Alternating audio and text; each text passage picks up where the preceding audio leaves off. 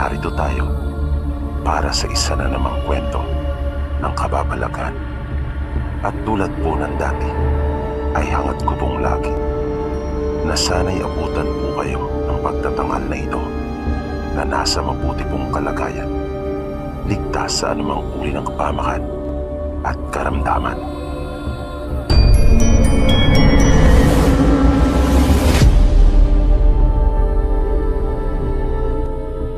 May nais po sana akong ibahaging kwento sa inyo. Ito ay personal na mga karanasan. Kwento po ng tatay ko. May pagkakataon noon na nabalot ng matinding kababalagan at kadiliman ang kanilang nayon. Pakiramdam nga raw nila noon ay parang tinalikuran na ang kanilang baryo at wala man lang silang mahinga ng tulong. Malimit maganap ang mga hindi maipaliwanag na kababalagan tuwing sumasapit ang gabi. Kung kaya, wala ni isa sa kanila ang nagdalakas loob na lumabas pa kapag nagsimula ng kumalat ang dilim. Ang totoo, sabi ng tatay ko, makita pa lang nila na papalubog na ang araw ay hindi na nila itinutuloy pang umalis ng bahay. Ayon sa pagkaunawa nila, nag-umpisa umano ang mga nakakakilabot na pangyayari doon sa kanilang lugar nang may dumating na isang mayamang lalaki. Isa itong mataas at mistiso na lalaki na mahalata mo kagad na iba ang kanyang lahi. Noong una ay normal lang naman ang lahat. Umupa pangaraw ito ng mga tao doon sa kanilang nayon para gumawa ng bahay niya. Bagaman hindi pa laki po ang nasabing lalaki, maliban doon ay wala naman na silang nakitang kakaiba dito. Mayroon itong dalawang alalay na siya niyang tagapagsilbi. Ayos itong magpasweldo at wala silang naging anumang problema pagdating sa perang pambayad sa kanila. Kung minsan pa nga ay labis pa ang kanilang tinatanggap kaysa sa kanilang dapat na sahurin. Malaki ang ipinagawa nitong bahay at yari sa bato. Siya ang may pinakamalaking bahay doon na matatagpuan sa itaas na bahagi ng bundok at nakiwalay sa kanila. Nang matapos na ang bahay nito, ay hindi na nila muling masilayan pa yung lalaki at nagsimula na rin yung mga hindi maipaliwanag na pangyayari. Ilan sa kanilang mga kanayon ang nakakapansin, partikular na ang mga kababaihan na tila ba mayroong nakamasid sa kanila kapag sila ay natutulog. Nagsisimula ang lahat sa pagkahol ng kanilang mga alagang aso at masusundan ng nakabibinging katahimikan.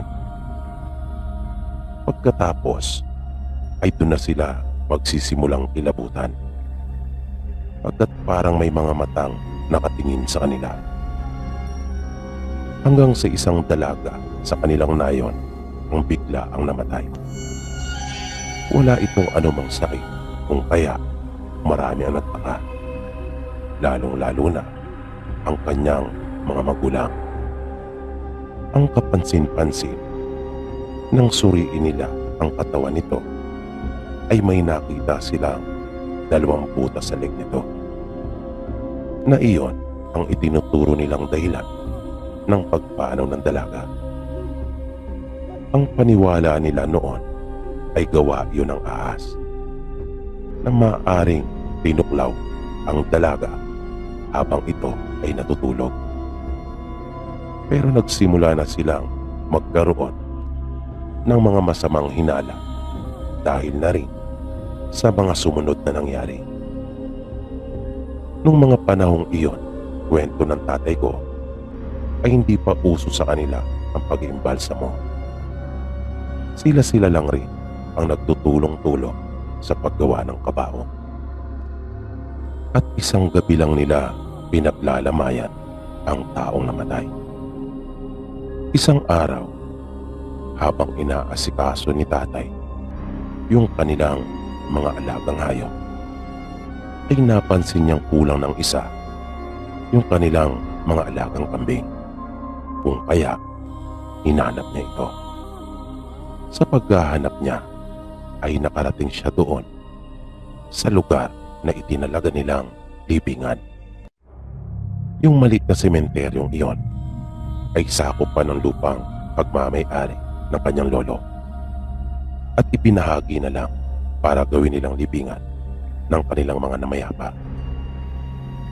Papalapit pa lamang siya doon ay narinig na niya kaagad yung tunog ng kambing. Kung kaya, dali-dali niya itong pinuntahan at nakita niya itong nalusot ang kalahating katawan sa butas. Nang makalapit na siya ay medyo kinilabutan pa ang tatay ko. Dahil sabi niya, doon lumusot yung kambing kung saan naroon yung kanayo nilang dalaga na pangalawang araw pa lang nakalibing doon.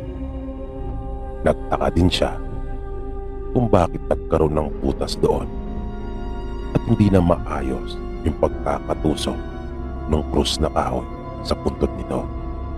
Magkaganon pa man, ay isinantabi na muna ni tatay sandali yung mga tanong na naglalaro sa kanyang isipan at itinuon na muna yung kanyang atensyon sa alaga nilang kambing. Lakas loob niyang nilapitan pa ito at saka inawakan. At nang kanya na itong hihilay, ay nagulat siya nang bigla na lang iyong humulagpos sa kanyang mga kamay na tila ba may malakas na pwersang humila doon pa ibaba. Dahil doon ay napatakbo na ng tuluyan si tatay. Nakaramdam siya ng matinding takot dahil sa pangyayaring iyon. At agad niyang ikinuwento yung nangyari sa kanyang mga magulang at mga kapatid. Mabilis na kumalat sa kanilang nayon yung balita at nagdulot iyon ng matindi ring takot sa kanila. Nang sumunod na araw, may panibago na namang balita silang nasagap. Dalawa umano sa mga alagang kambing ng kanilang kanayon ang natagpuang patay. Unang pagkakataon iyon na mangyari sa kanila dahil tahimik talaga kanilang lugar at walang masasamang loob dahil magkakakilala silang lahat at tuluyan nang pinalot ng matinding kilabot ang kanilang buong nayon. Nang isang gabi ay makita mismo ng mag-asawa ang kanilang namatay na anak na dalaga na nilalantakan naman yung kanilang mga alaga. Nakaramdam pa nga ng tuwa ang mga magulang nito nang makita siya at gusto pa sana nila itong yakapin. Ngunit nang mapansin sila nito ay sila ang kaagad na pinalingan at mabilis itong kumilos para sila naman ang atakihin. Kwento pa ng mag-asawa, parang hindi sila nakikilala ng kanilang anak at wala ito sa kanyang katinuan. Itim na itim ang mga mata nito na nababalot lahat iyon at wala kang makikitang puti. Mayroon din umano itong matutulis ng ngipin at pangil at kapansin-pansin na nalulukuban ito ng isang maitim na kapangyarihan o masamang espiritu. Kung kaya, ganon ang kanyang ikinikilos at tila ba walang nakikilala. Buti na lang at nagawa nilang makatakas na nakapasok agad sila sa loob ng kanilang pamamahay.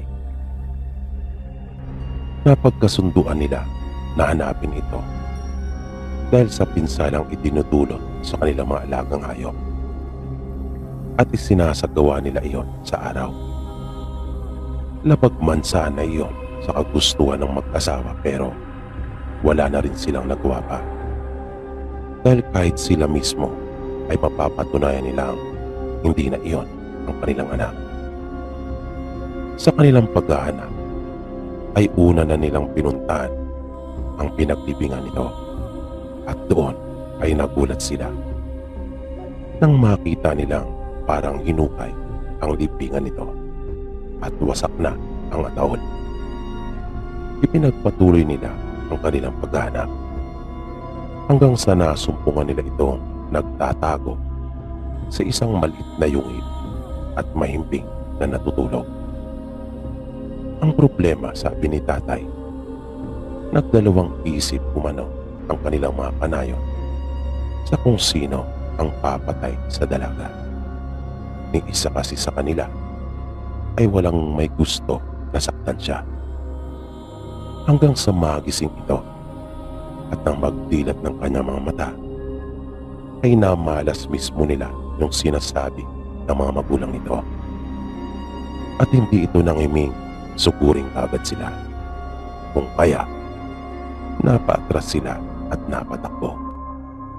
Ngunit sinundan pa rin sila nito, at nang lumabas doon sa yungib at matamaan ng liwanag ay nakita nilang umusok at tila ba nasunog ang balat nito, kung kaya nagmamadali itong bumalik sa loob. Kitang-kita nila ang matinding galit ng dalaga, at nang kanila itong muling harapin ay inatake silang muli. Dito na sila umaksyon. Tinaga nila ito at tinusok ng kanilang mga dalang matutulis na sibat, pero hindi nila ito mapatay-patay at patuloy pa rin lumalaban hanggang sa isang sibat ang tumama sa dibdib nito na tinamaan ang kanyang puso. Doon pa lang nila nakitang humupa ito at napansin nilang kinapos na ito ng kanyang paghinga at lumaylay na ang ulo. At hindi pa doon nagtapos ang lahat ng mga kababalagan. Dahil nang tuluyan ng bumagsak sa lupa yung dalaga, ay napansin nilang unti-unting nasunog ang katawan nito na animoy nadikit sa matinding init. At pumailan lang yung ibang mga naapong bahagi ng katawan nito sa hangin. Mula noon ay wala na talagang naglalakas loob na lumabas pa ng kanilang tahanan kapag gabi. Sa araw ay patuloy ang kanilang normal na pamumuhay, pero sa gabi, balot ng matinding takot at mga kababalagan ang kanilang buong nayon. At ang pagkamatay na iyon ng dalaga ay nadagdagan pa. Dalawa pa sa kanilang mga kanayon ang biglaang namatay. At kapwa may kagat sa leeg ang mga ito na sinipsip ang kanilang dugo.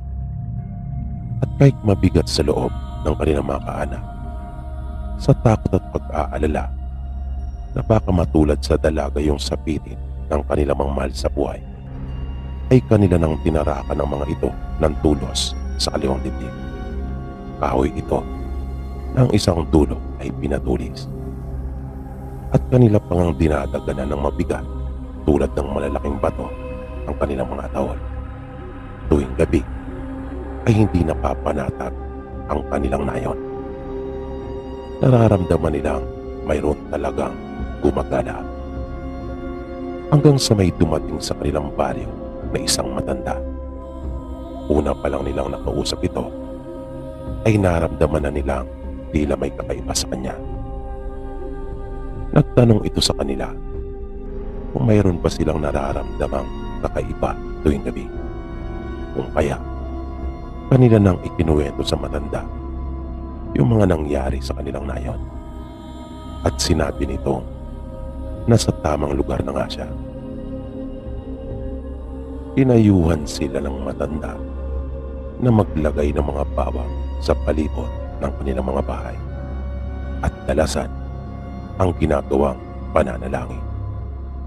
Dahil lumaharap umano ang kanilang nayon sa isang malaking peligro na noon pa lang daw nila mararanasan. Pinalabas din niya sila ng mga bagay na yari sa pilak. Sinabi niya huwag na nilang panghinayangan niyon. Nagduda naman ang iba sa kanila sa matanda at sinabing nais lamang silang lokohin at pagnakawan ito. Pero nagulat sila pagkat nang makarating sa matanda ang ganong uri ng mga pananalita ay kanyang sinabi na bibilihin niya at papalitan ng ginto ang kanilang mga pilak. At sa gitna nga ng kanilang pagpupulong ay nanlaki ang kanilang mga mata. Nang ihagis ng matanda ang isang supot na yari sa tela at tumambad sa kanila ang maraming gintong barya. Itinuro sa kanila ng matanda na yung pilak ay mabisang pangontra sa mga nilalang na kasalukuyang nagkakalat ng lagi sa kanilang baryo. Sabi po ng tatay ko, malaki ang naging papel ng matanda doon sa kanilang nayon. Tinulungan sila nito sa mga dapat nilang gawin para malabanan yung ginagawang pag-asik ng lagim doon sa kanila. Naging matyaga sila sa pagsasabi ng mga bigkis-bigkis na bawang sa palibot ng kanilang mga bahay. At yung panday sa kanilang lugar ay ginawan sila ng mga kutsilyo yari sa pilak. Ganon din yung pinakadulo ng kanilang mga sibat. Ang buong umaga nila ay kanilang inilalaan sa paggawa ng kanilang mga gawain sa araw-araw. Habang yung mga oras naman nila matapos makakain ng tanghalian hanggang sa hapon ay kanila namang inilalaan sa paggawa ng kanilang magiging pinakakampo. Sabi kasi ng matanda, malakas ang kanyang kutob na may mangyayari malaking paglusob doon sa kanilang nayon. Nasaksihan na raw niyang mangyari iyon minsan at nakakakilabot umano ang naging resulta noon. Isang araw, may dumating sa kanilang nayon. Tsuhin iyon ni Tatay Mandi. Balik kapatid siya ng kanyang ama. At kasama nito ang buo niyang mag-anak. Masamang balita ang hatid nito sa kanila. Sinasalakay umano ang baryo nila tuwing gabi ng mga tao umano tila walang kamatayan. Yan yung kanyang naging paglalarawan sa mga ito. Wala siyang kamali-malay na alam na rin nila tatay ang tungkol sa bagay na iyon. At nang makita niya ang mga bawang na nakasabit sa bawat bahay, ay nagtaka siya kung para saan ang mga iyon. Ang buong akala pangaraw niya ay nagbago na ng patron ang nayo nila tatay at bawang na ang siyang ginagamit nilang dekorasyon kapag pista. Napagkamalan niyang magdaraos ng pista ang baryo nila tatay. Ipinaliwanag naman nila sa kanya kung para saan yung mga bawang na yon. At ipinakita rin nila yung kanilang mga kutsilyo na yari sa pilak. Sinabi din nila sa kanya na mabisang panlaban niyon sa mga nilalang na sumasalakay sa kanila, na ang tawag nila noon sa mga ito ay masasamang espiritu. Mga masasamang espiritu na pumapasok sa katawan ng tao at nakukulong roon. Yan ang kanilang paniniwala noon. Pero ipinaliwanag sa kanila ng matanda kung ano talaga ang mga ito. Nagmula pa umano sa kontinente ng Europa ang pinag-ugatan ng mga ito. Kung anong bansa ay hindi na tinukoy pa ng matanda. Sila ay mga itinuturing na mga taong isinumpa at sila ay tinatawag na mga vampira.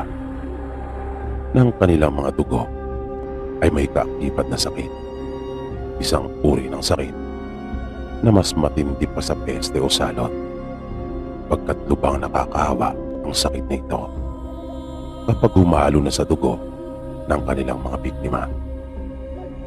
Ayon pa sa matanda, ilang taon na niyang sinusundan ng lalaki. Halos buong buhay niya ay iginugol na niya para doon, para maipagiganti niya ang kanyang asawa at 2 anak. Pagpapatuloy pa ng matanda, halos magkaedad lang umano sila ng lalaki na iyon nang dumating ito sa kanilang probinsya at ginawang pagkain ang kanyang mga kanayon, kabilang na ang kanyang mag-anak. Pero ang nasabing lalaki ay hindi umano tumatanda. Sa bawat paglipas ng taon ay nananatili itong malakas at bata. Minsan na raw siyang inalok na mapabilang sa kanila, at hindi na rin daw sana siya tumanda pa. Ngunit mariin niyang tinanggihan niyon dahil isa lang ang nasa isip niya, at iyon ay ang maipagiganti ang kanyang pamilya at bigyan ng hustisya ang kanilang pagkamatay. Pero hindi umano naging madali ang lahat. Ilang beses na rin daw niyang nalampasan ang kamatayan sa kamay nung itinuturing niyang mortal na kaaway. Ilang beses na siyang napingit sa kamatayan. May ilang pagkakataon na rin na nabigyan siya ng tsansa para tapusin ang lalaki. Pero paulit-ulit din siyang nabigo, hanggang sa umabot na nga siya sa nayon nila tatay at may edad na ito. Pero kaya pa naman niya ang kanyang katawan. Ngunit kumpara doon sa mistisong lalaki na iyon, ay malaki ang kanilang pagkakaiba. Idagdag pa na marami din palang iyong kakayahan, sabi ng matanda. Pero patuloy daw siyang aasa at magbabaka sakali na hindi susuko hanggat hindi niya nakakamit ang hustisya para sa kanyang mga mahal sa buhay. Doon palang naging malinaw ang lahat kanila tatay. Naunawaan na nila kung bakit gano'n na lang kapursigido yung matanda. At kahit paano ay nagkaideya na sila tungkol sa mga nilalang na kakaharapin nila, maging ang pinagmulan ng mga ito. Sinabi ng matanda na tama ang kanyang kutob. May magaganap ng malaking paglusob doon sa nayon nila tatay, dahil umaatake din pala ito sa ibang lugar at nagsisimula ng magparami ng kanyang kampon. Dahil doon ay parang nakikipag-abulan sila sa oras, kung kaya minadali nila at sinikap na matapos na kaagad yung kanilang magiging kuta. Naisip kasi ng matanda na mas magiging mabisa at epektibo sila kung magsasama-sama. Magiging madali para sa kanilang mga kalaban kung nasa kanya-kanya silang pamamahay kapag lumusob na ang mga ito. Kaya masinsin nilang tinayuan ng mga pinutol na kahoy yung paligid noon at binarikadahan nila ng mga matutulis na kahoy ang palibot ng kanilang magiging muog. Sinabitan din nila ng mga bawang ang bawat poste noon. Sa loob ay mayroon silang nakahandang mga mahabang sibat na yari sa kawayan. Nagtalaga sila ng ilang kalalakihan na siya namang magbabantay at magbibigay ng hudyat sa pagdating ng kalaban. Pumupwesto ang mga ito sa mataas na puno na nakatayo malapit sa kanilang kuta. Sa araw ay isinasagawa nila ang kanilang mga gawain at normal na namumuhay sa kanya-kanyang tahanan. Pero bago pa simulang kumalat ang dilim, ay pumapasok na sila isa-isa sa kanilang pinakakampo. Kanya-kanya na silang hawak ng armas at pupunta na sa kanilang mga pwesto. Kahit puno ng takot at pangamba, ay nagagawa pa rin nilang mapanatag ang kanilang mga sarili. Doon ay nagsasalo-salo sila at tila ba mayroong okasyon sa bawat gabi, pagkat magkakasama silang kumakain dahil na rin sa kanilang mga iniambag na produkto ng kanilang mga pananim at mga alagang hayop. Mabilis na lumipas ang mga araw at gabi. Mag-iisang buwan na ganon ang kanilang sitwasyon. Ang iba nga sa kanila ay unti-unti na bumabalik ang kumpiyansa at naniniwalang wala ng pag-ataking magaganap. Ang iba naman ay umaangal na, pagkat sinasamantala lang daw ng iba nilang panayon ang sitwasyon para malibre sa gabi-gabing pagkain ng hapunan. Ipinaunawa sa kanila ng matanda, maging ng mga magulang ni tatay, na hindi marapat na mag-isip sila ng ganon. Dagdag pa ng matanda, may posibilidad na umatake ito sa panahong hindi nila inaasahan. Ngunit kahit anong pigil nila ay hindi nagpaawat ang mga ito. Kanila pa rin sinunod ang gusto at lumabas ng kanilang muog at bumalik sa kanilang mga tahanan. Makaraan ng ilang oras ay nagulantang silang lahat nang makarinig sila ng mga nakakakilabot na sigawan. Nagkagulo sila. Nakariri-mari ang kanilang mga pagsigaw. Gustuin man nila silang tulungan, ay huli na ang lahat at lubayong delikado, pagkat di nila alam kung gaano karami ang naroon at kung saan aatake ang mga ito. 3 pamilya kaagad ang nabawas sa kanila nung gabing iyon. Pero naging isa iyong matinding babala para sa kanilang lahat na mga natira. Kinaumagahan, pagsikat ng araw, ay nagmamadali silang lumabas. Lalo na yung mga kamag-anak ng 3 pamilyang nasawi noong nagdaang gabi.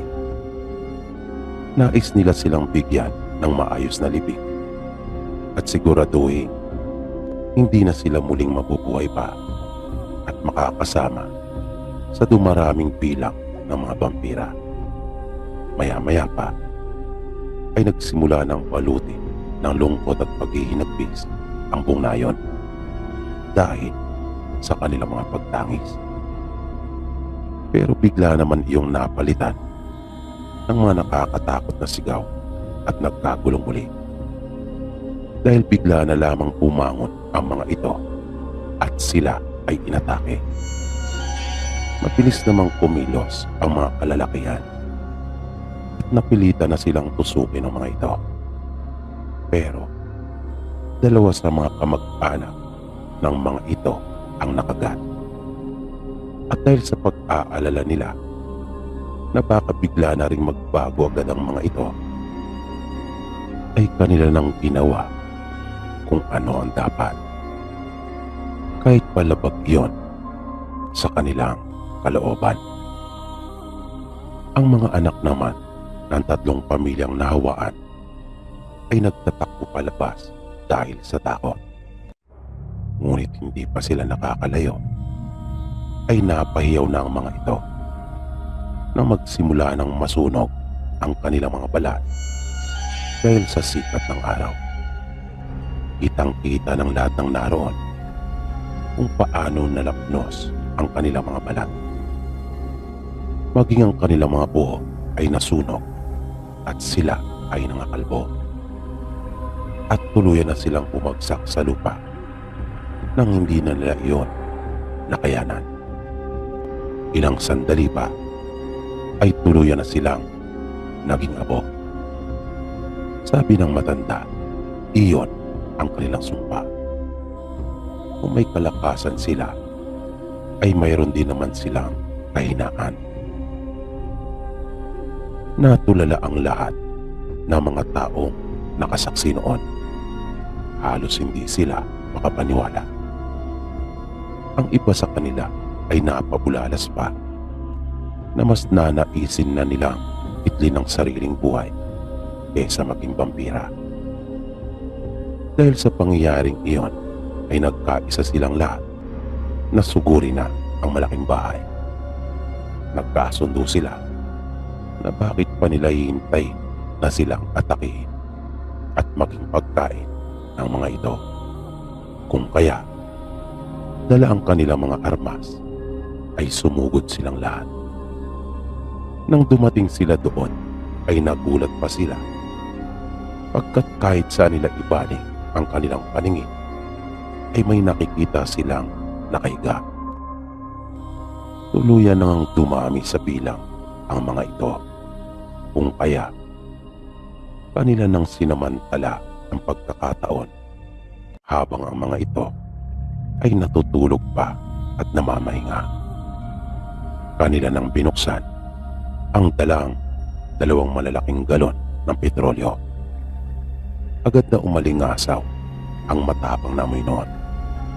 Binuhusan na nila ang palibot ng malaking bahay at nilagyan din nila iyon ang dala nilang mga panggatong. Maging ang mga natutulog na vampira ay kanila ding sinapuyan noong nasabing likido.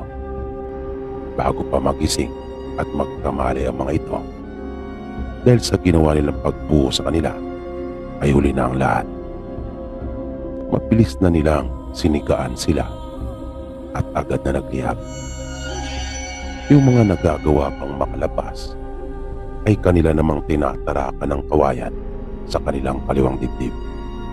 At nagulat sila nang bigla silang makakita ng isang kumpol ng napakaraming paniki na lumabas mula sa nasusunog na bahay.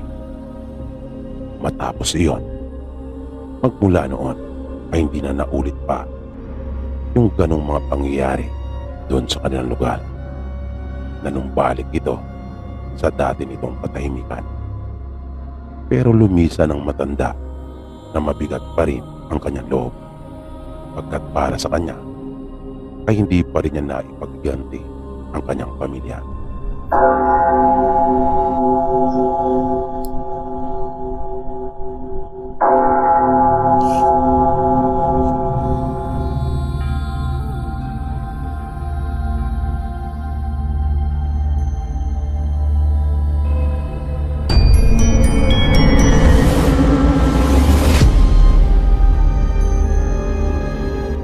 Gusto ko lang rin po sanang ibahagi sa inyo yung naging karanasan ko nang minsan po akong mayaya ng isang kaibigan sa may timugang bahagi ng Luzon. Isinama niya ako doon upang magbakasyon ng ilang araw. At dahil sa wala naman akong ibang pinagkakaabala noon, kung kaya sumama naman ako. Lalo na at tanging pamasahe lang umano ang kailangan kong ihanda, at sagot na niya ang lahat. Yung lugar na pinuntahan namin ay malayo sa bayan at mabibilang lamang talaga ang mga bahay na aming dinaanan papunta sa bahay ng kamag-anak niya. Kaya daw iyon ang dahilan kung bakit nagdesisyon siyang magbakasyon nung mga panahong iyon doon, pagkat maganda ang lugar at tahimik. Nagkaproblema kasi si Bong at kanyang nobya. Bali kakahiwalay lang nila nung mga panahong iyon. Nang dumating kami doon, ay wala naman akong napansing kakaiba. Kaya nga hindi ko akalaing makakaranas ako ng nakakatakot na pangyayari sa pagsama ko sa kanya. Bali iyon ang pangalawang beses pa lang na pagpunta niya rin doon sa lugar. At habang bumabiyahe pa lang kami, ay panay ang kwento niya na maganda umano doon sa lugar at tahimik. Wala naman siyang nabanggit sa akin na anumang masama tungkol doon sa lugar na aming pupuntahan. Kaya nung unang gabi namin doon, ay kampante ako habang kami ay nag-iinuman ni Bong kasama ang tsuhin niya. Nang mga mag-aalas 11 na, ay bigla na lang kami nakarinig ng mga pag-alulong. Nakakakilabot talaga yung tunog na iyon. At hindi talaga namin basta pinalampas. Napabulalas talaga kami at amin iyong pinansin.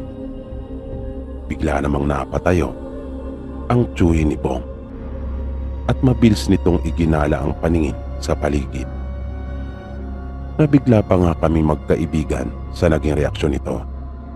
Seryoso ito na tinitingnan mabuti ang aming kapaligiran. Kaya biglang napatanong si Bong sa kanyang tsuhin kung ano daw iyon. Sabi nito, kapag umaalulong kasi ang aso, ay nagbabadya ito ng isang masamang pangyayari. Dagdag na saad pa nito, nung mga nagdaang araw kasi ay napabalitang mayroong gumagalang aswang doon sa kanilang bayan. Hindi ako makapaniwala sa aking narinig. Kung kaya tinanong ko ito at inulit ang kanyang mga sinabi. Sumagot ito at sinabing oo. May gumagala umanong aswang sa kanilang lugar. At totoo umano ang mga aswang. Gusto ko pa sanang matawa noong mga sandaling iyon pero nirespeto ko na lang yung kanyang paniniwala. Simulat sa pulpo kasi ay hindi talaga ako naniniwala sa mga kwentong kababalagan at aswang. Kahit sa mga albularyo ay hindi rin ako naniniwala. At para sa akin ay namimera lamang ang mga ito. Iyan ang matibay na paniniwala ko dati. Base na rin kasi sa mga nakikita at nasasaksihan ko. Nang tumigil yung pag-alulong ng mga aso, ay naupo na rin ang tsuhin ni Bong. At itinuloy namin yung aming pag-iinuman. Pero hindi na kami tulad nung simula na masaya nagkukwentuhan. Tahimik na lang kami at halos walang may gusto na unang magsalita. Hanggang sa namalaya na lang namin na malapit na naming maubos yung aming iniinom. Nang bigla na lang may mabilis na dumaan sa aming uluhan. Ramdam na ramdam ko yung malakas na hangin na dala noon. At nang mapatingala akong bigla ay kitang-kita ko ang tila malaking payong na naghahalo ang itim at kayumangging kulay na may bahaging nangingintap. Malapad iyon at napakabilis na sa isang iglap ay hindi na namin iyon nakita pa. Dahil doon ay kaagad kaming napatayo at nanakbo ng mabilis papasok ng bahay. Dumiretso naman ang tsuhin ni Bong sa kanilang silid at paglabas nito ay may hawak-hawak na parang latigo. Nalaman ko nung huli na iyon pala yung tinatawag na buntot pagi. Doon pa lang ako nakakita ng ganon sa unang pagkakataon. Lumabas ito ng kanilang bahay. Sumunod naman kami ni Bong pero sumilip lang kami sa may pinto. Nakita naming nagpunta ito sa harapan ng isang malaking puno at mayroon siyang sinisilip doon. Makaraan ang ilang sandali ay bigla na lamang itong nagsalita ng malakas na tila ba mayroon siyang hinahamon. Pilit niya itong pinabababa na habang ginagawa niya iyon ay patuloy niyang inihahampas yung hawak niyang buntot pagi. Napakalakas ng tunog noon at parang nakakangilo hanggang sa may bigla na lang lumipad mula doon sa puno. na nakita pa nga naming lumundo talaga ang mga sanga noon. Kung kaya sigurado akong hindi lang yun basta ibon o di kaya'y karaniwang paniki dahil sa napakalaki noon at napakabigat para sa isang karaniwang hayop na mayroong pakpak. Dahil naman sa pangyayaring iyon, yung plano ni Bong na magbakasyon kami doon nang kahit paano sana ay mga 5 araw ay hindi na natuloy. Dahil kinabukasan din ay umuwi na kami sa payo na rin ng kanyang tiyuhin.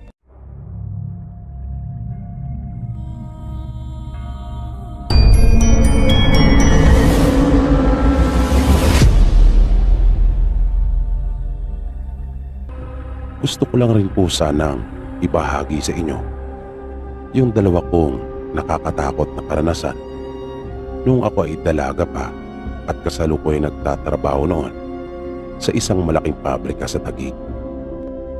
Nung mga panahon pong iyon ay malawak pa yung mga bakanting lote at lubhang madilim yung aming mga dinaraanan.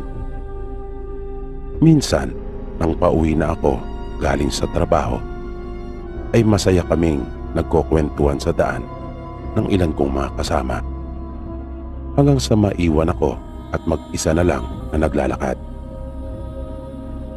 At dahil nga sa medyo madilim yung daan, kung kaya dire-diretso ako at walang lingon-lingon kong tinaaki yon, nang bigla akong makasalubong ng isang magbabalot. At dahil sa mahilig akong kumain ng balot, kung kaya naisipan kong bumili na muna. Huminto naman yung lalaki at pinagbilan ako.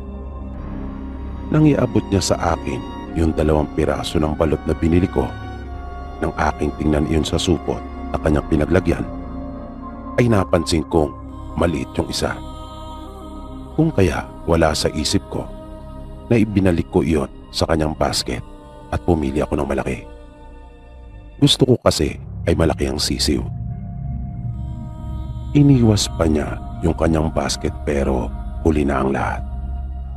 Naiangat ko na yung telang nakatakip doon at dadampot na sana ako ng isa nang biglang magulat din ako mismo sa aking nakita. Mabilis kong hinugot yung aking kamay mula doon sa basket at napaatras. Napasigaw talaga ako ng malakas at nagtatakbo ako. Lalo na nang mapatingin din ako sa lalaki at kitang-kita ko na biglang nag-iba ang mukha nito. Galit na galit siya.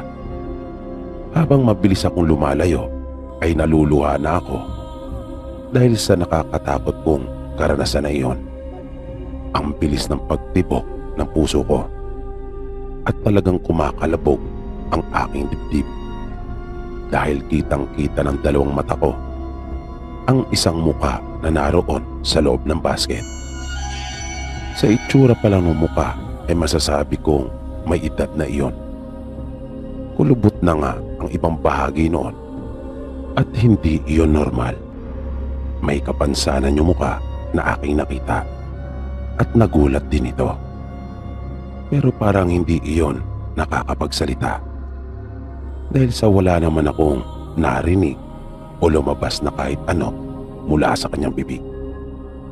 Ang isa pang nakakatakot na naranasan ko ay nang malipat naman ako ng tirahan at nagawi ako sa may bandang Fairview. Tulad sa dati kong pinapasukan ay may kadiliman din yung kalye na aking nilalakaran noon. Idagdag pa na usong-uso ng mga panahong iyon ang brownout. At mas mahaba ang nilalakad ko kaysa sa dati kong pinapasukan. Gustuhin ko mang sumakay ay wala namang pumapasada papasok doon sa pabrika na aming pinapasukan. Ang tricycle naman ay bihira ding magawi doon at may kamahalan. Kaya upang makatipid na rin ay akin na lamang iyong nilalakad. Minsan na naglalakad ako pa uwi pagkagaling ko ng trabaho ay may napansin akong isang tao na naroon sa may bakanting lote. Madamo ang lugar na iyon at may mga nagtataasan pang mga talahib. Mayroon ding tumpok ng basura doon at doon ko nakita yung tao na abalang-abala sa kanyang ginagawa. Pero nasa isip ko na noong mga sandaling iyon na marahil ay isa itong pulubi o taong grasa at kumakain ng mga pagkaing tira-tira na kanyang nakita doon sa basurahan. Kaya nagpatuloy lang ako sa paglakad. Ngunit nang unti-unti ko na siyang malalampasan, ay doon na ako nagimbal. Nang sulyapan ko ito at tapunan ng mabilis na tingin, nakita kong puno ng dugo ang palibot ng bibig nito. At may tilamsik pa ng dugo maging ang kanyang muka. At nagalit ito nang akin siyang mapansin. Halos hindi ako makapaniwala nang makita ko kung ano yung kanyang nilalantakan. Halos himatayin na ako sa sobrang kaba ko noon. Tumakbo ako at nang minsan pa akong mapasulap sa kanya, ay nakita kong lumipat ito ng pwesto at nagpunta dun sa mas masukal na bahagi. Kitang-kita ko talaga na isa iyong braso ng tao. Simula po noon ay hindi na po talaga ako nag-overtime pa. Tuwing sasabihan ako ng aking bisor ay tinatanggihan ko ito at pinapakiusapan kung ano-ano ng pagdadahilan ang sinasabi ko sa kanya para wag lang niya akong pag-overtimein.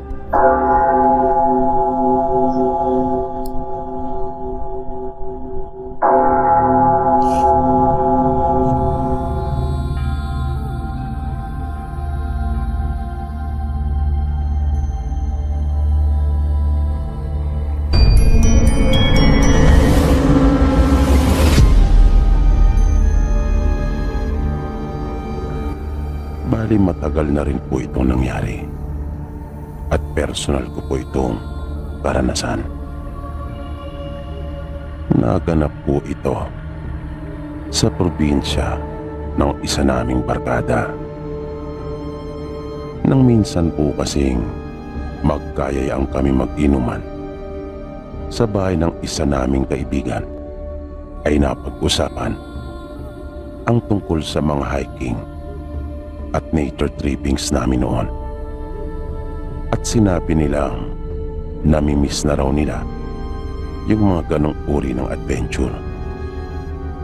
Kaya ito namang isang barkada namin ay agad na ipinita yung probinsya nila. Sinabi niya sa aming maganda ang lugar ng mama niya at marami rin daw kaming makikilalang magaganda na taga roon. Pagyayabang pa niya sa amin, marami kaming maaaring puntahan at gawin sa lugar ng mama niya. Kung kaya nainganyo naman kami. Pero ang isa sa talagang nagustuhan namin kung bakit itinuloy namin yung balak namin iyon ay dahil sa tawid dagat kasi yung probinsya ng mama niya. At gusto namin yon dahil sa unang pagkakataon ay makakaranas kami na makarating sa malayong lugar. Natawid dagat pa talaga. Kaya nagkasundo ang buong tropa namin kung kailan kami babiyahe. Pinag-isipan at pinlano na rin namin yung mga gagawin namin pagdating doon. Na habang pinag-uusapan pa lang namin ay talaga namang excited na kaming lahat. At mabilis ngang lumipas ang mga araw. Madaling araw pa lang ay nakahanda na ang mga dadaling ko. At mga pasado 8:00 ay umalis na ako ng bahay. Nang mga 9:00 na ng umaga ay nagkita-kita na kami sa paborito naming tagpuan. At magkakasama na kaming nagpunta doon sa terminal ng bus. Halos kaming lahat ay hindi pa nakakasakay ng barko. Maliban kay Ren. Dahil nakapagbakasyon na siyang minsan doon, kasama ang kanyang mga magulang at kapatid. 6 kaming lahat noon at puro kami mga lalaki. Dahil napagkasunduan naming huwag magsama ng GF. Ilang oras din ang itinagal ng biyahe namin sa bus. Pagdating namin sa pier, ay nagulat talaga kami sa dami ng mga taong naroon. Di namin inaasahan ang tagpong iyon. Hindi namin kasi naisip na bakasyon nga pala at siguradong marami ang mga uuwi. At gano'n na nga ang nangyari. Kahit saan namin ibaling yung aming mga paningin, ay nakikita namin ang mga taong nag-uumpukan. Kanya-kanya ng pwesto hanggang sa labas ng terminal at waiting area. At ang malala pa, nang magpunta na kami doon sa bilihan ng tiket, ay para kaming sinabuyan ng malamig na tubig. Nang maabutan namin yung kahera na isinasara na yung bintana ng pwesto niya pagkat wala na raw tiket, ubos na. Nanlumo talaga kami nang aming marinig iyon. Parang di talaga namin matanggap na mapupurnada yung aming lakad. Nasirang lahat yung mga plano namin. Bagsak yung mga balikat naming tumalikod at bigla kaming nawalan ng gana. Pero biglang may naisip si Ren at sinabing wag na lang daw kami umuwi at doon na lang muna kami sa pier. Hintay na lang daw namin yung sunod na biyahe. Pero nang magtanong naman kami kung kailan ang sunod na biyahe, ay nalaman naming sa makalawa pa. Kaya nag-usap-usap muli kami. At ang napagpasya namin ay ang maghintay na kami ay hindi na muna uuwi sa amin. Kahit masama ang mga loob namin at malungkot, ay naghanap kami ng makakainan. Naramdaman na rin kasi naming umaakalam na ang aming mga sikmura. Mag-aalas 2 na rin kasi nung mga oras na yon. Pagkatapos kumain, ay bumalik na rin kami sa loob at humanap ng magandang mapopwestuhan. Makalipas ang ilang oras, ay narinig naming isa-isa ng pinapaakyat yung mga pasahero sa kani-kanilang mga barkong dapat nasakyan. Muli kaming nakaramdam ng lungkot. Inggit na inggit talaga kami sa kanila. Hanggang sa may biglang lumapit sa amin na isang lalaki at inalok kami nito ng tiket. Yun nga lang, ang presyo ng tiket niya ay higit sa doble ang halaga. Na ganun palang style ng iba. Na kapag alam nilang marami ang uuwi at magkakaubusan ng tiket, ay bumibili na sila ng marami. At pagkatapos ay iaalok sa aming mga naubusan at sa mga chance passenger. Nahigit doble na ang presyo. Natatandaan kong nasa kulang-kulang 400 lang nung mga panahong iyon ang halaga ng tiket. Pauwi ka nila rin.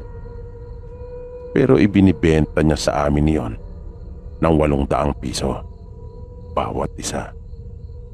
At dahil sa kagustuhan namin makaalis na, kung kaya naman napilitan na rin kami. Ayos lang rin naman naisip namin dahil may mga budget naman talaga kami. At gusto na talaga naming makaalis. At nang sa ganon ay hindi mapurnada yung mga plano namin. At nang banggitin na yung pangalan ng barko namin, ay natuwa kami. Pinapasakay na yung mga pasahero. Pero agad ding napawi yung saya namin. Dahil nang mag-umpisa ng kumilos yung mga pasahero ng barko namin, ay nakita naming napakarami pala. At nakikinita-kinita na namin talagang overloaded yung barko. Sabi pa ni Ren, napansin niyang walang nakalagay na numero ng teras sa mga tiket namin, na nangangahulugan umano iyon na wala kaming higaan. Napakamot kami nang hindi makati, dahil parang puro kamalasa na lang yung inabot namin. Namunti kaming hindi makasakay ng barko, tapos na magkaroon naman ng tsansa ay napamahal naman kami sa tiket. Tapos ang sunod namang naging problema namin ay wala kaming higaan.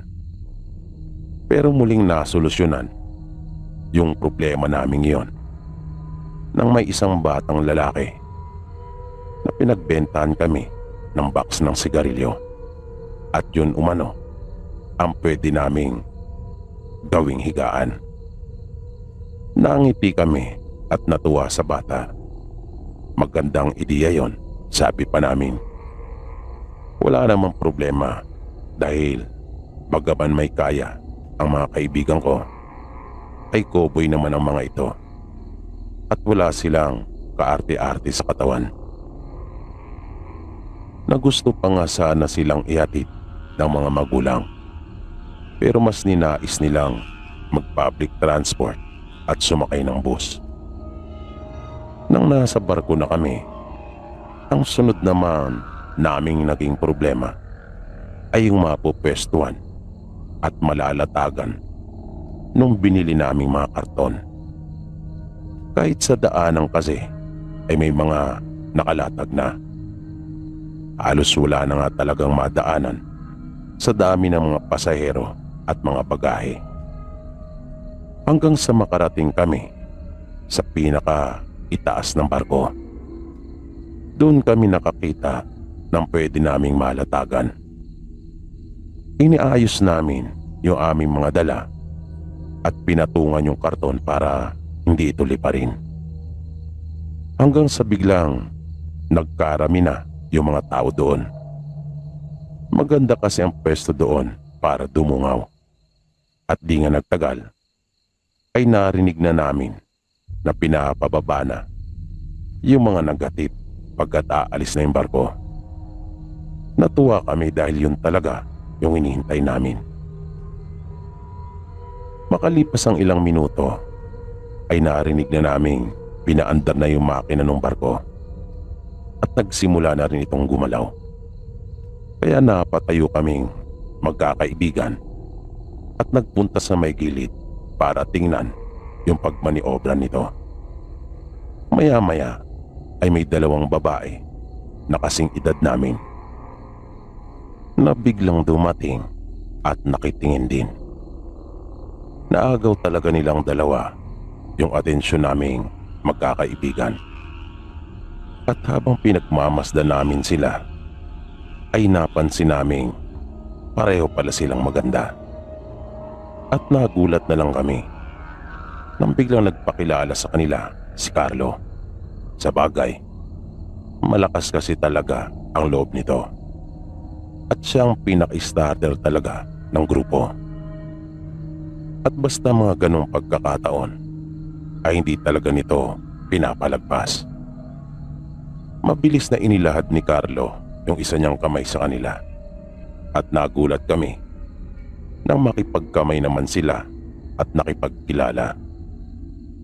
Narinig at nalaman namin yung kanilang mga pangalan. Si Christina at si Mirasol. At sila ay magkapatid. Kaya isa-isa na rin kaming nagpakilala. Nanatili pa sila doon ng ilang sandali at nakipagkwentuhan. At nang magpaalam na sila ay nagpasalamat kami at sinabi naming nagagalak kaming sila ay makilala. Nang mga bandang 8:00 pasado na ng gabi ay napagkasunduan naming bumili na ng pagkain sa may kantin ng barko.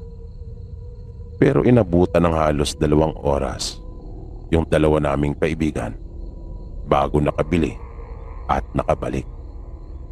At noon lang namin nalamang ang ginaw pala doon sa parteng iyon ng barko. Napakalakas ng hangin. Maya-maya ay bigla na lang akong nakaramdam ng kalabit. At nang mapalingon ako, ay nakita ko yung magkapatid. Pagdaan nila sa amin, ay agad namin silang binati. Gumanti naman sila at ngumiti sa amin. Muli sila nagpunta doon sa may gilid ng barko at pinagmasdan yung paligid. Kaya minadali namin yung aming kinakain at halos mag-unahan papunta kanila Christina. Hindi naman na sila nailang pa sa amin at nakipag-usap. Nang malaman nilang kaming 5 ay yung pala yung unang beses na makakarating doon sa probinsya nila, ay niyaya nila kami na pumasyal daw sa bahay nila. Sabi pa ng dalawa, tamang-tama umano, pagkat magdaraos ng kaarawan yung nanay nila, makaraan lang ang 2 araw. Natuwa naman kami at tinanong pa nga namin sila kung ayos lang ba talaga kung kami ay pumunta. Sinabi naman nilang oo, wala naman daw problema. Kaya nangako kami sa kanilang dalawa na kami ay pupunta. At tinuruan nila kami kung papaano makakapunta sa kanila. Ibinigay nila sa amin yung direksyon, maging yung mga cellphone number nila. Kinuha din nila yung mga number naming magkakaibigan. Makaraan ng halos 1 oras nilang pakikipagkwentuhan sa amin, ay nagpaalam na rin sila sa amin at bumaba na. Bumalik naman kami sa pwesto namin at natulog na. Napasarap ang tulog ko noong mga oras na yon dahil na rin sa lakas ng hangin at napaka-presko talaga. Kaya ang lalim at ang himbing ng pagkakatulog ko, na nagising na lang ako nang gisingin ako ng mga kaibigan ko sapagkat nasa pier na daw kami. At pagbangon ko ay nakita ko ngang bumababa na ang ibang pasahero mula doon sa barko. Sa tuwa ko ay lumapit ako sa gilid ng barko at masayang pinagmasdan yung mga taong nasa baba. Ang bigla na lang tumunog ang sipi ko. Kaya naisip kong may signal na pala.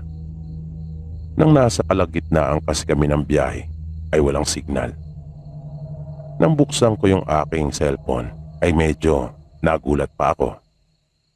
Nang malaman ko kung sino yung nag-text, si Christina. Tahimik ko lang yung binasa at kahit masaya ko, ay hindi talaga ako nag-react. Ayoko kasing malaman ng mga kaibigan ko na kanya akong itinext. Tumingin lang ako sa baba at nakita ko nga siyang naroon. Nakasama yung ate niyang si Mirasol at iba pa nila mga kasama. Yun kasi yung sabi niya sa akin sa text. At kumakaway-kaway pa ito.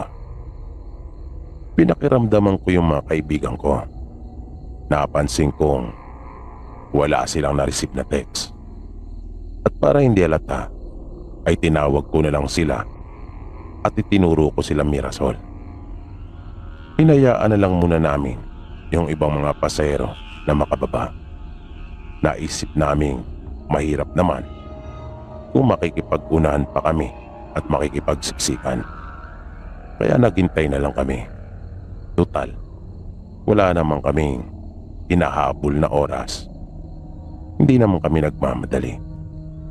Kaya hinintay na lang muna naming lumuwag. Hanggang sa nakita naming sumakay na sila Christina ng isang mahabang jeep. Nagsindi na lang muna kami ng sigarilyo habang naghihintay. Bigla naming napag-usapan ang gagawing pagpunta kanila Mirasol at Christina. Nang buksan niya rin ang usapan tungkol doon. Napansin kong excited silang lahat At ganun din naman ang nararamdaman ko. Lalo pa nga. At tinext ako ni Christina na para sa akin ay may ibig sabihin yon. Sa aming lahat ba naman, bakit ako lang ang itinext niya? Kaya natuwa ako. At pinansin pa nga ako ni Carlo. Sinabi niyang bakit raw ang saya-saya ko, na halos umabot sa magkabilang tenga yung pagkakangiti ko. Buti na lang at mabilis akong nakaisip ng maisasagot. Sinabi ko na lang na masaya ako dahil sa nakarating na kami doon. At yung kako ang unang pagkakataon na makakarating ako sa isang malayong lugar at tawid dagat pa. Sabay siya naman ang tinanong ko na kung hindi ba siya masaya na kami ay nakarating na. Mabilis naman itong sumagot at sinabing, siyempre, natutuwa siya at masaya. Nang halos wala ng mga pasahero ay bumaba na rin kami.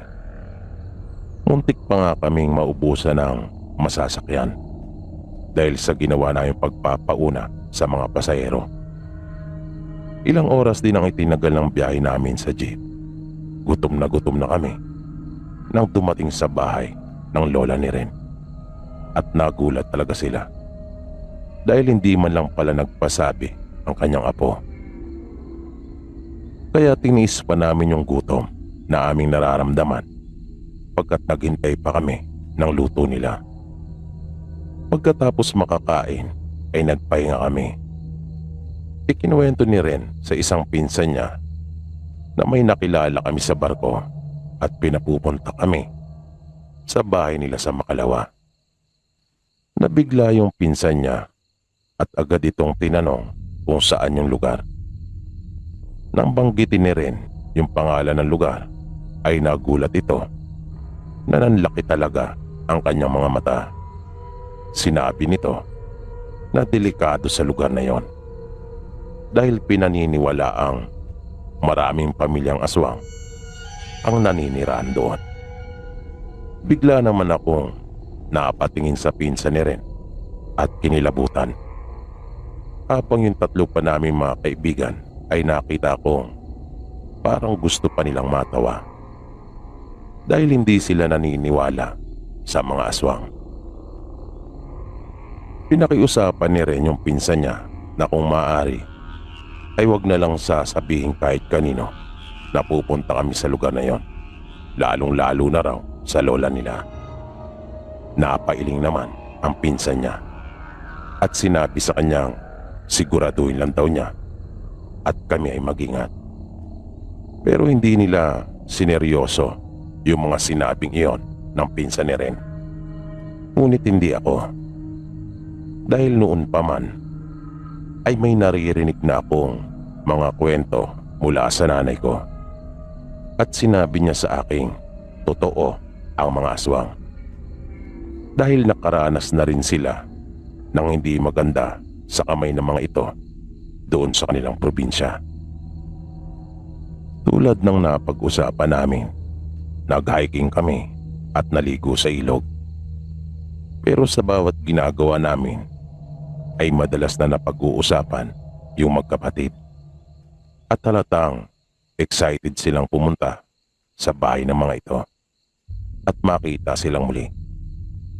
Pero mula nang dumating kami sa bahay ng lola ni Ren, ay hindi na ako muling nakatanggap pa ng text mula kay Christina. Bagay na ipinagtaka ko. Naisip ko na lang na baka masyado lang akong naging assuming. Mabilis na lumipas yung 2 araw at sumapit na yung araw ng pagpunta namin doon sa bahay nila Christina. Ang paalam ni Ren sa lola niya at tiyahin ay maliligo lang kami sa dagat. Wala silang kamalay-malay na pupunta kami sa lugar nila Christina at Mirasol na sinasabing pinamumugaran ng mga aswang. Nang bumabiyahe na kami, hindi namin akalain na ganun pala kalayo iyon. Makailang ulit kaming nagbaba at panaog sa mga sasakyang pampasahero. At ang layo pa ng nilakad namin mula sa kalsada. Ang sabi kasi ng magkapatid, pagbaba namin sa kanto, ay ipagtanong lang daw namin ang bahay nila at ituturo na raw sa amin. Dahil kilala sila sa lugar at halos magkakamag-anak lang rin silang lahat. Nakakapagod yung ginawa naming paglalakad na iyon dahil puro paakyat. Para nga din kami nag-hiking. At nang dumating kami sa bahay nila, ay naabutan naming marami ng mga tao. At nakapagtataka dahil napansin kong bakit tila nauna pa yata sa amin yung napagtanungan namin sa may kalsada. Dahil doon ay iba na talaga yung naging pakiramdam ko. Lalo na yung mga kakaibang ikinikilos ng mga tao doon mula nang kami ay dumating. Na napapansin kong pasimple nila kaming tinititigan ng masama. Pero nakikita din naming masaya sila sa pagdating namin. Kaya ang weirdo talaga. Agad din naman kaming nilapitan nila Christina at Mirasol. Na kanila pa nga kaming kinamusta at tinanong kung kumusta naman yung naging biyahe namin. Sa mahinang tinig ay sinabi sa akin ni Christina na hindi raw siya nakapag-text dahil walang signal doon sa kanila. Pero alam daw niya at nararamdamang pupunta naman kami. Wala naman akong nasabi kundi ang mapatango na lang. Maya-maya ay may biglang tumungaw sa may bintana ng isang bahay at para itong bagong gising. Gulo-gulo kasi ang buhok nito na ang sama ng hilatyan ng mukha niya pero maganda siya. Sinabihan kami nito na hindi raw kami dapat nagpunta doon. Grabe din ito makatingin. Nasabi ko pa nga noon sa aking sarili, kung nakamamatay lang siguro yung titig, bumulagta na kaming lahat doon. Hindi nagtagal ay may bigla na lang humawak sa babae at pinigilan ito. Kanila itong ipinasok sa loob na dahil doon ay nakita naman naming nagpupumiglas yung babae at tila ba labag sa loob nito yung kanilang ginagawa. Kaya wala sa sariling nasabi naman ni Ren na baliw raw yata yung babae. Bigla namang sumagot si Mirasol at sinabing ate pala nila yon. Kaya biglang binawi ni Ren yung sinabi at humingi ng paumanin. Niyaya na nila kami na maupo sa gilid ng isang mahabang mesa para kumain. Na nasabi pa nga ng mga kaibigan ko na buti pa nga dahil gutom na rin kami nung mga oras na yon dahil sa haba ng aming naging biyahe. Paminsan-minsan ay napapalingon ako habang naglalakad kami palapit doon sa lamesa dahil parang nakatuong lahat ng mga paningin nila sa amin. At hindi nga ako nagkamali dahil lahat ng taong naroon na nakita ko ay mga nakatitig talaga sa amin na para bang nadikit na yata ang kanilang mga mata sa amin. At lalo akong kinabahan dahil dun sa mga lalaking nakita kong may mga sakong inihanda na may hawak na mga itak at parang nilalaro ng kanilang daliri yung talim noon na tila inaalam kung matalas na. May mga katabi rin silang lalaki na may hawak na kahoy na parang pamalo. At bakit may nakita akong 6 na tumpok ng mga kahoy na panggatong na gagawing siga at sila ay magkakasunod. At sa tapat ng bawat tumpok ng kahoy na yon ay may mga kawa na nakataob na siya yatang ilalagay doon. Nang nakaupo na kami sa gilid ng mahabang mesa, ay isa-isa na nilang inilagay doon yung mga pagkain. Na nagtaka talaga ako at nanlaki ang aking mga mata. Dahil parang mga damo at kung ano-anong halaman lang ang mga iyon na hindi ko talaga maintindihan noong mga oras na yon kung ganun ba talaga doon sa kanila o ako ay namamalikmata lamang. Hanggang sa kumuha na ang mga kaibigan ko at nakita kong sarap na sarap silang nilalantakan ang mga pagkain. Na iba yung mga pangalan ng ulam na binabanggit nila kaysa sa mga nakikita kong naroon sa mesa. Yung magkapatid naman ay sige lang ang abot ng mga sinasabi nilang ulam na sa paningin ko ay mga sari-saring damo at halaman lang. Na mayroon pa nga doon na parang lupa lang na binasa at ginawang putik. Na nakita kong sarap na sarap si Ren na kinakain niyon. Na tumutulo pa nga iyon mula sa kanyang bibig. At nang mapansin nila akong hindi kumakain at nagtatakang nakamasid lang sa kanila, ay niyaya ako ng mga kaibigan ko at sinabihang kumain na. Nang mapatingin ako kay Christina ay nakita kong tahimik lang itong nakatitik ng masama sa akin. Nabigla akong nanibago sa kanya. Sinabi ko na lang sa kanila na wala pa akong gana. Sabi ko, ganun ako kapag pagod. Kaya kailangan ko pang magpahinga muna. At nang muli akong mapalingon, ay nakita kong wala na ron sa gilid ng bahay yung mga lalaking nakita kong may hawak na itak at pamalo. At dahan-dahan na silang lumalakad papunta sa amin. Kaya biglang bumilis ang pagtibok ng puso ko. Para akong biglang nanghina dahil sa sobrang kaba. Takot na takot ako. Nakulang na lang ay manginig ako at mapaihi. Dahil akala ko talaga ay katapusan ko na noon. Habang yung mga kaibigan ko naman ay walang kamalay-malay at sarap na sarap lang sa pagkain. Nang bigla na lang may mga taong dumating. Nang mapatingin kami doon ay nakita ko kaagad yung pinsan ni Ren na nagpaalala sa amin. May mga kasama siya, marami sila at mabilis kaming nilapitan. Inawat na rin nila yung mga kaibigan ko sa ginagawang pagkain ng mga ito. Sinabi nila sa mga taong naroon na sinusundo na nila kami at aalis na. Nagpasalamat pa nga sila dahil sa ginawang pagkumbida sa amin.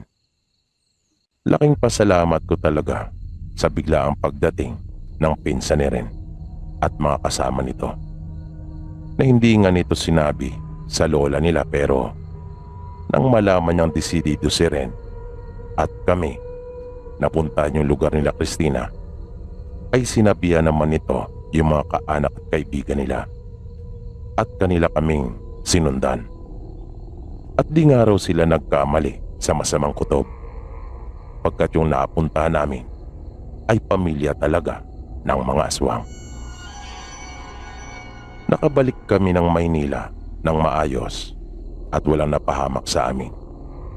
Pero mula naman noon ay mas nagkaroon ako ng interes ukol sa mga kababalagan. Pinagyaman at pinag-usay ko pa yung munti kong kakayahan noon na makita yung mga hindi kayang makita ng mga karaniwang tao. Sa pagsasaliksik at pag-aaral ko sa ibang mga tao ay nagkapalad naman akong makaalam ng napakaraming mga bagay. Nadagdagan din ang mga kakayahan ko.